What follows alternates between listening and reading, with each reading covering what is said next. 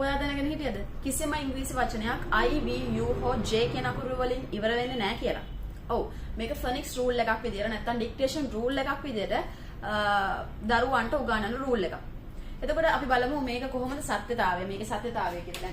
දැන් J කියන sound එක letter J කියන අකුරෙන් ඉවර වෙන්නේ නැහැ වචන. ඇයි?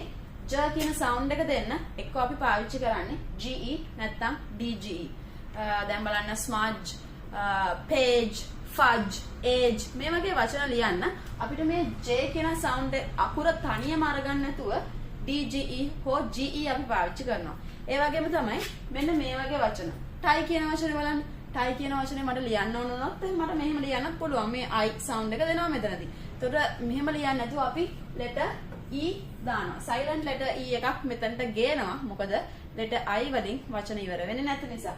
එතකොට give කියන වචනේ phonetically මෙහෙම ලියන්නත් පුළුවන්. give කියලා මෙහෙම කියවන්න පුළුවන්. කිසිම ප්‍රශ්නයක් නැහැ. හැබැයි silent T මෙතනටත් එනවා. මොකද letter E වලින් letter V වලින් වචන ඉවර වෙන්නේ නැති නිසා. මෙතන true glue මේ වගේ වචන මට E නොදා ලියන්නත් පුළුවන්. මොකද ඒ sound එක ඒ විදිහටම එනවා. හැබැයි එතනටත් silent T එකක් එනවා. මොකද letter U කියන අකුරෙන් වචන ඉවර වෙන්නේ නැති නිසා.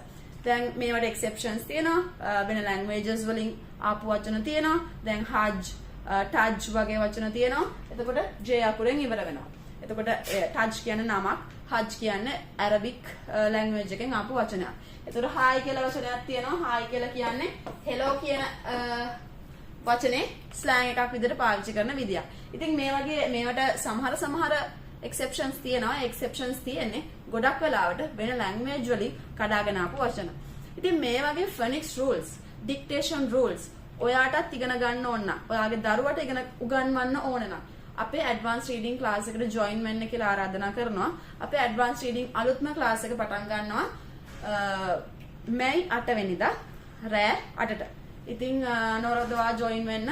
මේ වගේ rules ඉගෙන ගන්න කැමති නම් dictation ලියන්න පහසු කරවන්න පුළුවන් මෙන්න මේ වගේ techniques ඔයගලන්ට ඉගෙන ගන්න කැමති නම් අනිවාර්යයෙන්ම join වෙන්න. ඔයාලට කියවීමේ අපහසුතාවයක් තියෙනවා නම් වචන කියවනකොට ඒකේ pronunciation එක වැරදිද නම් ඔයා කියවන්නේ ඔයාලට join වෙන්න පුළුවන්. වයස ප්‍රශ්නයක් නැහැ. අවුරුදු 6ට වඩා වැඩි වෙන්න ඕනේ සහ basic reading පුළුවන් වෙන්න ඕනේ. basic reading කියන්නේ අකුරු 3 වචන කියවන්න හැකියාව තියෙන්න ඕනේ. cat bat rat වගේ වචන කියවන්න පුළුවන් නම් ඔයාලට join වෙන්න පුළුවන්.